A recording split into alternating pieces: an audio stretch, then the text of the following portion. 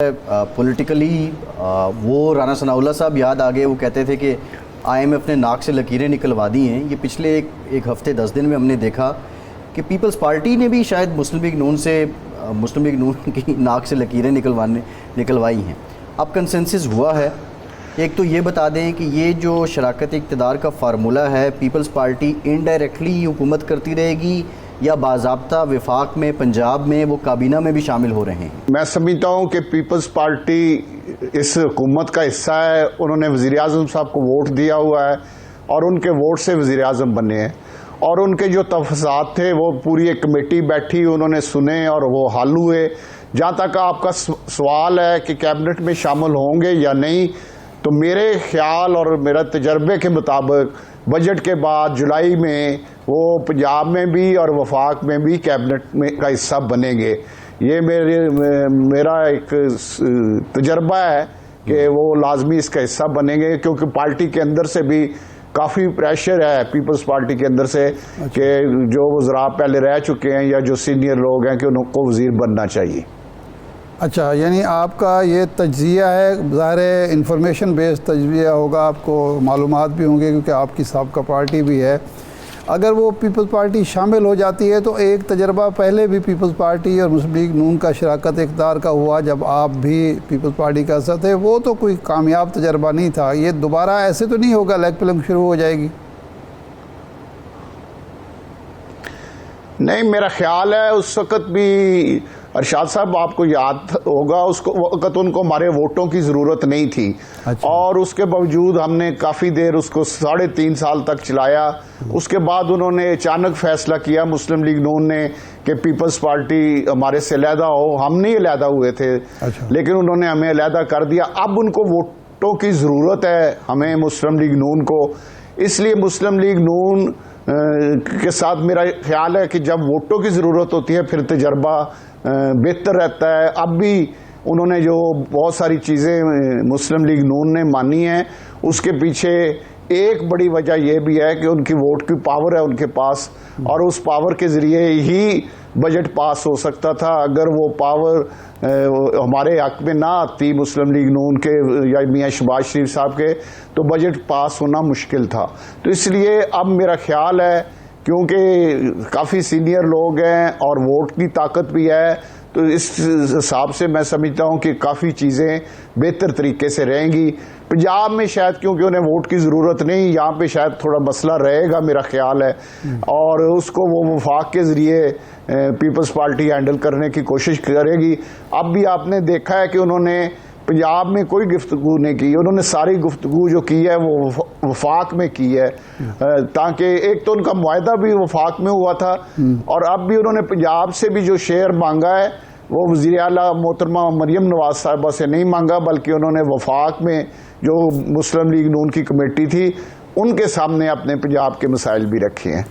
लेकिन असल मसला तो जो शिकायत हैं वो पंजाब से हैं। पंजाब की पार्टी करती है कि जी हमें ये जो तकर्रुर तबादले होते हैं, जो अफसरान मुकर्रर किए जाते हैं, जो फंड्स का मसला है उसमें इग्नोर किया जाता है। लेकिन अब तो हम सुन रहे हैं, आपके पास ज़्यादा मालूमात होंगी, कि ख़ुद मुस्लिम लीग नून के जो MPs MNAs हैं उनको भी शिकायत हैं कि जी ब्यूरोक्रेसी हमारी बात ही नहीं सुनती, और वज़ीर आला साहिबा जो हैं वो इंस्ट्रक्शन नहीं देती, जिसकी वजह से हमारी भी बुरे हालात हैं। तो फिर पीपल्स पार्टी के लोगों को कैसे अकोमोडेट किया जाएगा? इसके लिए मैं ये समझता हूँ इरशाद साहब के मरियम नवाज साहिबा को भी, और ख़ास तौर पे मियाँ नवाज शरीफ साहब को, पंजाब की जो पार्लिमानी पार्टी है या पंजाब के जो लोग हैं उनके साथ एक मीटिंग करनी चाहिए, उनके साथ बैठना चाहिए, उनके मसाइल सुनने चाहिए उससे। और पीपल्स पार्टी के साथ भी पंजाब में अलहदा वज़ीर आला साहिबा को या नवाज शरीफ साहब को बैठना चाहिए, और उनकी भी पंजाब के जो लोग MPs हैं उनकी भी पीपल्स पार्टी के लोगों की बात सुननी चाहिए। इस तरह जो पंजाब से मुस्लिम लीग नून के MNAs हैं उनके साथ भी पंजाब में मरियम नवाज साहिबा को और मियाँ नवाज शरीफ साहब को बैठना पड़ेगा। एक चीज़ का मैं यहाँ ज़रूर जिक्र करूँगा कि मोहतरमा मरियम नवाज ने एक तो सस्ती रोटी करके बहुत गरीबों को रिलीफ दिया है, उसमें कोई शक नहीं। और दूसरा जो बड़ा कदम उन्होंने ईद पे जिस तरह हमारी लाशें या कुर्बानी के जो सारा सिस्टम था, जितनी उसमें सफाई रखी गई है और जितनी उसमें कामयाब रही हो मुहिम, उस पर वो वाकई काबिल तहसीन भी हैं और मैं उन्हें मुबारकबाद भी देता हूँ वज़ीर आला पंजाब को कि एक शानदार किस्म की उनकी ये मुहिम कामयाब रही है और इससे पहले कभी इतनी कामयाबी हासिल नहीं हुई जो इस दफ़ा हासिल हुई। राज साहब, मसला ये है कि अब नवाज शरीफ साहब ने रुख्सत ली है, जो पार्लियामेंट में नेशनल असम्बली में बजट सेशन चल रहा है उससे दरख्वास्त उन्होंने दी, स्पीकर साहब ने मंजूर कर ली, कोई ख़ास उज़र भी नहीं है। ज़रा ये बताते हैं कि भारी टैक्सों की वजह से वो नाराज़ हैं, हुकूमत आपकी है, बजट आप दे रहे हैं और आप पार्लियामान में नहीं जा रहे। तो जब पार्टी के कायद हुकूमत को और पार्लियामान को ऑनरशिप नहीं देंगे तो फिर ये क्या तर्ज़ सियासत है, मकसद क्या है इन सब बातों का? देखिए जी, मियाँ नवाज शरीफ साहब का भाई वज़ीर आज़म है, बेटी उनकी वज़ीर आला है, वो किसी जगह सारा कुछ उनको तमाद में लेके हो रहा है। बजट पे जो सबसे पहली पाकिस्तान में किसी को ब्रीफिंग दी गई वो मियाँ नवाज शरीफ साहब को रायवेंड में दी गई, आपने भी आज से 20-25 दिन पहले की बात है। तो मियाँ नवाज शरीफ, ये कहना कि मियाँ नवाज शरीफ साहब की मर्जी के बगैर कुछ पंजाब में या वफाक में हो रहा है, मैं तो ये मानने के लिए तैयार नहीं। जो कुछ शहबाज शरीफ साहब करेंगे उसको उन्होंने पहले भी ऑन किया है, अब भी ऑन करते हैं। इसी तरह मरियम नवाज साहबा भी जो करेंगी वो उसको ऑन करेंगे।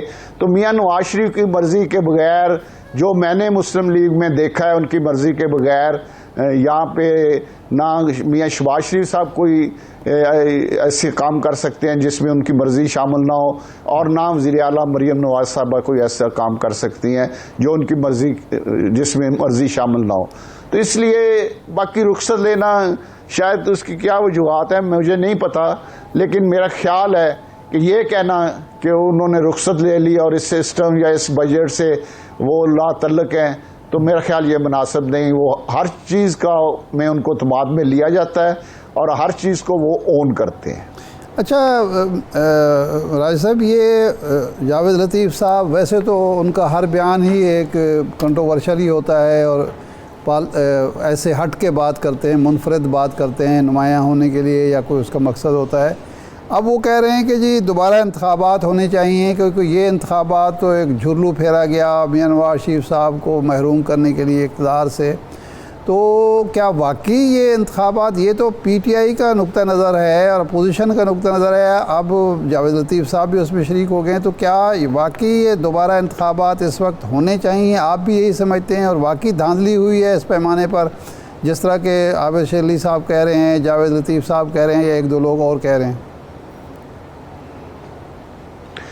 अरशाद साहब, इसमें मैं ये अर्ज़ करूँगा कि मुस्लिम लीग नून की ये पॉलिसी नहीं है, उनका कोई इलेक्शन का मुतालबा नहीं है।